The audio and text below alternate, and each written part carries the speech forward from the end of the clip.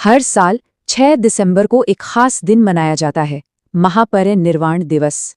ये नाम हम सबने सुना है, लेकिन इसका असली मतलब क्या है और इसका डॉक्टर अंबेडकर से क्या कनेक्शन है? आइए आज इसी को समझते हैं। तो सबसे पहला सवाल जो दिमाग में आता है वो यही है कि आखिर ये महापरिनिर्वाण दिवस है क्या, क्यों मनाया जाता है। ये सिर्फ एक तारीख तो है नहीं, इसके पीछे ना एक बहुत गहरा मतलब और एक पूरा इतिहास छिपा हुआ है। बिल्कुल सीधा और सिंपल जवाब है, ये दिन डॉक्टर भीमराव अंबेडकर की पुण्यतिथि का है। लेकिन रुकिए, बात सिर्फ इतनी सी नहीं है, असल कहानी तो यहीं से शुरू होती है। तो चलिए इस दिन के बारे में थोड़ा और जानते हैं। 6 दिसंबर, महापरिनिर्वाण दिवस।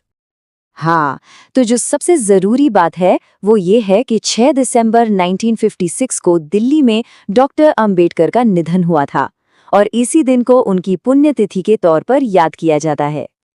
अब आते हैं उस शब्द पर जो इस दिन को इतना खास बनाता है, महापरिनिर्वाण।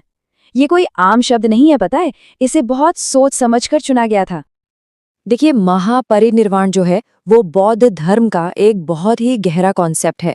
इसका मतलब होता है मृत्यु के बाद मोक्ष, या कह लीजिए जीवन मृत्यु के चक्कर से पूरी तरह आजादी। तो ये सिर्फ एक निधन नहीं है, बल्कि एक ऊंची आध्यात्मिक अवस्था को पाना है। तो फिर सवाल उठता है कि डॉक्टर अंबेडकर की पुण्यतिथि के लिए यही शब्द क्यों? वजह यह है कि उनके लाखों फॉलोअर्स उन्हें एक बौद्ध गुरु, एक बोधिसत्व की तरह मानते हैं। और क्योंकि उन्होंने अपनी जिंदगी के आखिर में बौद्ध धर्म अपना लिया था, तो बौद्ध फिलॉसफी के हिसाब से उनके निधन को मोक्ष पाने जैसा माना गया। इसीलिए इसे नाम दिया गया महापरिनिर्वाण। साल 1956, ये डॉक्टर अंबेडकर की जिंदगी का एक बहुत ही अहम साल था। चलिए उस साल के कुछ जरूरी दिनों पर नजर डालते हैं। ये सब कुछ बहुत तेजी से हुआ। सोचिए, 14 अक्टूबर 1956 को नागपुर में लाखों लोगों के साथ उन्होंने बौद्ध धर्म अपनाया। ये एक ऐतिहासिक दिन था। और इसके ठीक 2 महीने से भी कम वक्त में 6 दिसंबर को दिल्ली में उनका निधन हो गया। और फिर अगले ही दिन 7 दिसंबर को मुंबई की चैत्य भूमि में बौद्ध रीति रिवाज से उनका अंतिम संस्कार हुआ। चलिए इतिहास से अब आज के दिन पर आते हैं। आज इस दिन को कैसे मनाया जाता है? ये सिर्फ एक याद करने का दिन नहीं है, बल्कि एक जीती जागती परंपरा है, जब लाखों लोग उन्हें श्रद्धांजलि देने के लिए जमा होते हैं। आप अंदाजा लगाइए, हर साल 6 दिसंबर को 25 लाख, जी हाँ 25 लाख से भी ज्यादा लोग मुंबई की चैत्य भूमि पर पहुंचते हैं। ये नंबर अपने आप में बहुत कुछ कह जाता है डॉक्टर अंबेडकर की विरासत के बारे में और इस दिन की अहमियत के बारे में। और कमाल की बात यह है कि ये सिर्फ एक दिन की बात नहीं है। लोग तो 1 दिसंबर से ही देश के अलग अलग कोनों से चैत्य भूमि आना शुरू कर देते हैं। ये दिखाता है कि उनकी श्रद्धा और सम्मान कितना गहरा है।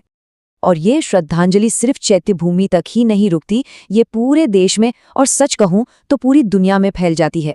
छोटे छोटे बौद्ध विहारों से लेकर सरकारी ऑफिसों, स्कूलों, कॉलेजों और यहाँ तक कि लोगों के अपने घरों में भी डॉक्टर अंबेडकर को याद किया जाता है। इससे पता चलता है कि उनकी सोच कितनी दूर तक और कितनी गहराई तक पहुंची है। तो आखिर में ये सब हमें एक बहुत बड़े सवाल पर लाकर खड़ा कर देता है। किसी की विरासत को, उसके विचारों को जिंदा कैसे रखा जाता है? और महापरिनिर्वाण दिवस शायद इसका सबसे बड़ा और सबसे जीता जागता जवाब है। ये सिर्फ एक पुण्यतिथि नहीं है, ये उन विचारों को हर साल फिर से जीने का, उनसे प्रेरणा लेने का दिन है। वो विचार जो आज भी लाखों लोगों की जिंदगी को रोशन कर रहे हैं।